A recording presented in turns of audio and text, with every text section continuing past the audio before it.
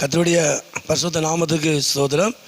இன்றைய தினத்துக்கான தேவனுடைய வார்த்தையானது சங்கீதம் 40ஆம் சங்கீதத்தில் அந்த 1வது வசனத்தை நான் பார்க்கும்பொழுது 1ஆம் வசனம், கர்த்தருக்காக பொறுமையுடன் காத்திருந்தேன், அவர் என்னிடமாக சாய்ந்து என் கூப்பிடுதலை கேட்டார் என்று சொல்லி வேதத்தில் வாசிக்கிறோம்.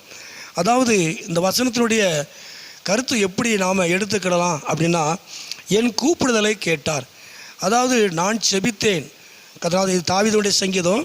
நான் செபித்தேன், நான் கூப்பிட்டேன், நான் கர்த்தரை நோக்கி நான் கூப்பிட்டேன், நான் தேவனை நோக்கி நான் கூப்பிட்டேன், நான் கூப்பிட்டு நான் செபித்து அவருடைய பதிலுக்காக நான் காத்திருந்தேன், பொறுமையோடு கூட காத்திருந்தேன் என்பது அர்த்தம்.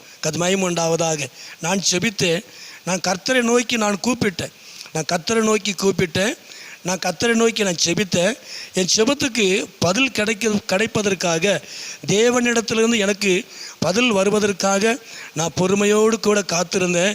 ஆனால் அவர் என்னுடைய பொறுமையும் என்னுடைய காத்திருந்தலையும் பார்த்து அவர் என்னிடமாய் சாய்ந்து அவர் எனக்கு உதவி செய்தார். கர்த்தர் நாமத்துக்கு மகிமை உண்டாவதாக. சில நேரங்களிலே நாம் செபிக்கிறோம், ஆண்டவரை நோக்கி நாம் கூப்பிடுகிறோம், ஆண்டவர் உடனே பதில் கொடுக்கிறார். சில நேரங்களில் நம்முடைய வாழ்க்கையில் தாமதமாகிறது. கர்த்தருமான தேவன் எதை செய்தாலும் எப்போ செய்தாலும் அது நேர்த்தியாய் அவர் செய்கிற நல்ல தேவன். யாருக்கு எப்போது செய்ய வேண்டும் என்பது அவருக்கு நன்றாக தெரியும்.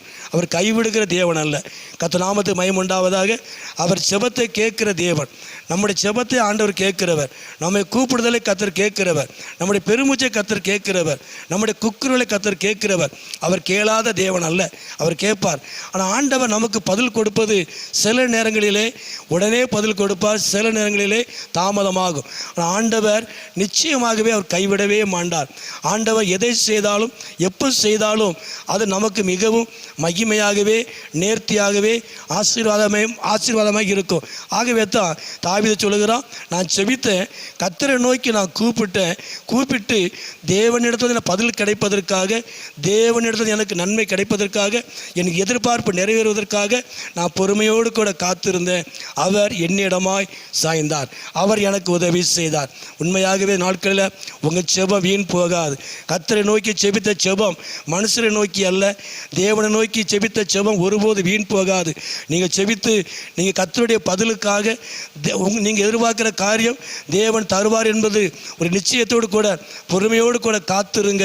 கர்த்தர் உங்களிடமாய் சாய்ந்து அவர் உங்கள் பக்கமாய் திரும்பி அவர் உங்களுக்கு உதவி செய்வார், அவர் உங்களை ஆசீர்வதிப்பார். அவர் கைவிடாத ஒரு நல்ல தேவன். கீழே கூட வாசிக்கிறோம், அவன் எப்படிப்பட்ட நேரத்தில் அவன் கூப்பிட்டாண்டு கூட கீழே 2 கூட வாசிக்கிறோம், பயங்கரமான குழியிலே உளையான சேற்றிலே என்று பார்க்கிறோம். ஆகவே எந்த நிலைமையில நீங்கள் இருந்தாலும் கர்த்தர் உங்கள் செபத்தை கேட்டு உங்கள் பொறுமையை பார்த்து அவர் உங்கள் பக்கமாய் திரும்பி அவர் உங்களுக்கு உதவி செய்வார், உங்கள் மன விருப்பத்தை நிறைவேற்றுவார், அவர் உங்களுக்கு உதவி செய்வார், அவர் உங்களை ஆசீர்வதிப்பார். ஜெபம் பண்ணுவோமா? எங்களை அதிகமாக நேசிக்கிற நல்ல பிதாவே, அருமையான இந்த நேரத்துக்காக ஸ்தோத்திரம். இந்த சத்தத்தை கேட்கிற ஒவ்வொரு பிள்ளைகளையும் குடும்பங்களையும் கர்த்தர் ஆசீர்வதியும், அப்படி நாமத்தை மகிமைப்படுத்தும். இயேசுவின் நாமத்தை ஜெபிக்கிறோம் நல்ல பிதாவே. ஆமேன், ஆமேன்.